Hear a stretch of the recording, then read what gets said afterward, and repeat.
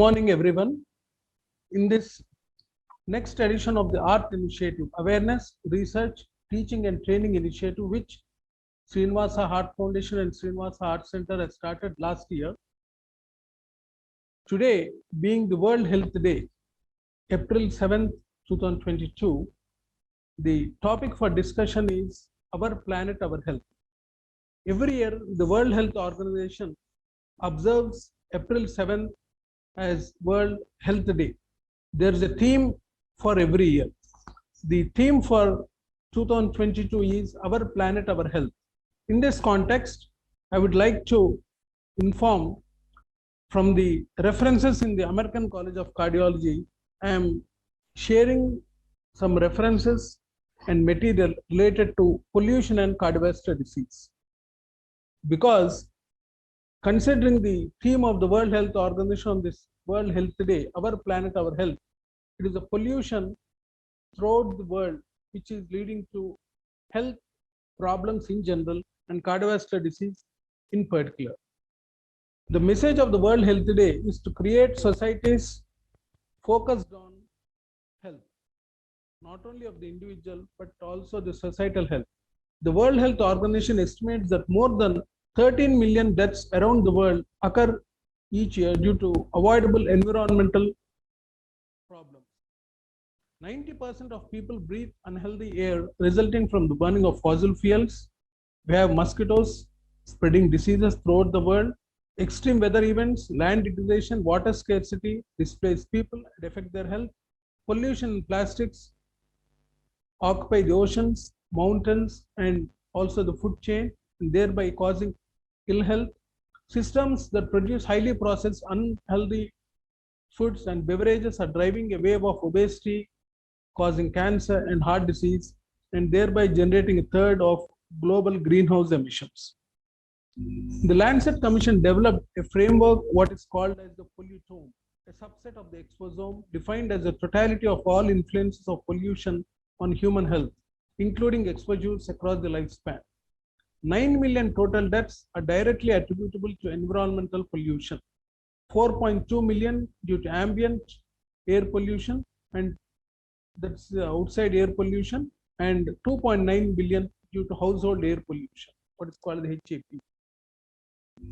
It is told from the recent research that both noise and air pollution together represent the two most important environmental risk factors in urbanized societies in particular.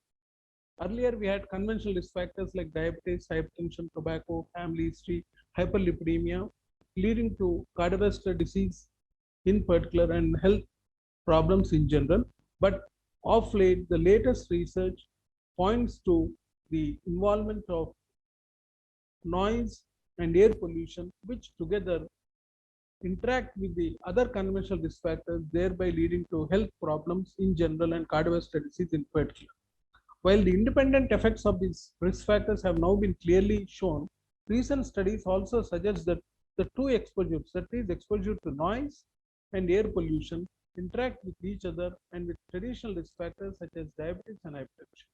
From a societal and a policy perspective, the health effects of both air pollution and traffic noise are observed for exposures well below the thresholds currently recommended by the World Health Organization. According to the Environmental Burden of Disease in European Countries project report, particulate matter air pollution together with noise pollution contribute to 75% of disease attributable to environmental factors. 17 cities in Asia rank among 30 cities in terms of premature cardiovascular mortality and account for 7% of the global burden of disease attributable to outdoor air pollution. So, household air pollution and ambient outdoor air pollution are the third and ninth leading risk factors contributing to global mortality and disability, accounting for 6.6 million deaths and 7.6% of global dialysis, of which 3.5% is from outdoor air pollution. The global burden of disease found that 9 million deaths worldwide are due to pollution, and of which 5 million were due to cardiovascular disease. That means 9 of 5 million deaths due to pollution are leading to cardiovascular disease. So, air pollution is the fourth leading cause of death and disease worldwide. Basically, this ambient or outdoor air pollution is a mixture of particulate matter, particularly categorized with particle size and gases. The particle size is 2 to 2.5, less than 2.5, between 2.5 to 10, and 10 about 10 micrometers. So this, apart from the particles, they also contain gases such as the outdoor air pollution is comprised of particles, particulate matter, as well as gases like nitrogen oxide, sulfur dioxide, carbon monoxide, and ozone. These particles and gases, they arise from fossil fuel combustion from stationary sources such as power plants and mobile sources such as trucks, cars, and ships. Low-income countries, basically indoor pollution or household pollution is because of the combustion of biomass fuels such as wood and charcoal. In high-income countries, it is basically because of natural gas combustion, fireplace residue, aerosols, and volatile cleaning products as the primary culprits. Effect of these factors having on cardiovascular health is amplified in poorly ventilated homes and spaces typical of low-income housing. Disproportionately affects women and children worldwide.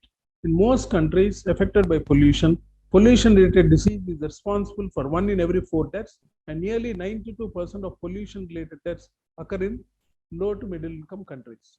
Outdoor pollution, we have 3. One is particulate matter, ozone, and nitrogen dioxide, of which the particulate matter is the one which is consistent with causing cardiovascular disease more than ozone and nitrogen dioxide. This particulate matter impacts on ischemic heart disease and stroke, also lung cancer, COPD, lung infections, diabetes, and pregnancy outcomes and related infant mortality. The second one in the outdoor one, that is ozone, is associated with primarily respiratory disease. Nitrogen dioxide is an indicator of traffic-related air pollution, and chronic exposure to nitrogen dioxide is associated with again respiratory problems, particularly in childhood, where short-term is associated with exacerbation of asthma and increased mortality counts. So there are 3 things in this. One is a particulate matter, 2.5. The second one is ozone. The other one is nitrogen dioxide. Ozone and nitrogen dioxide primarily lead to respiratory problems, whereas the particulate matter, 2.5, is the one which is consistently associated with cardiovascular disease. Short-term elevations in particulate matter 2.5 increase the relative risk of acute cardiovascular events by 1% to 3% within a few days. Longer exposures are attributable to the development of cardiometabolic conditions like diabetes and hypertension.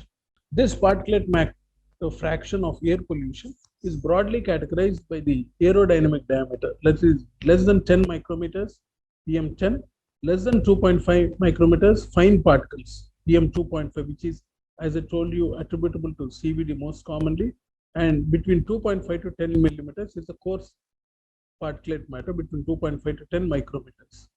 Less than 10, between 2.5 to 10, less than 2.5, and between 2.5 to 10. So just to give an idea of the size of these particles, the average human hair is 70 micrometers in diameter. So you can imagine the particulate matter in relation to the human hair. What are the effects of particulate matter inhalation? This initiates a number of different mechanisms leading to development of CVD risk factors like diabetes and hypertension. Ambient particulate matter 2.5 has been definitely linked to hypertension and diabetes as a late stage event due to chronic pollution-induced oxidative stress and inflammation. Particulate matter inhalation can cause endocrine disruption and persistent inflammation, which, if prolonged, may contribute to insulin resistance, thereby leading to vasoconstriction, decreased vasodilation, proliferation, increased inflammation, smooth muscle proliferation, low-grade inflammation, and leading to cardiometabolic diseases like diabetes and hypertension, and thereby contributing to cardiovascular disease. Exposure to air pollution, particularly the combustion-related particulate matter and co-pollutants, contribute to overall cardiovascular mortality. So the risk of association in short term translates to a 1% elevation in cardiovascular mortality with 10 micrograms per cubic meter of particulate matter. Nearly 2 billion people do not have access to safe drinking water. Many people die from diarrheal illness due to polluted water and poor sanitation. Tobacco ill health is well known, and ultimately we have to take action and inspire others for a healthier tomorrow.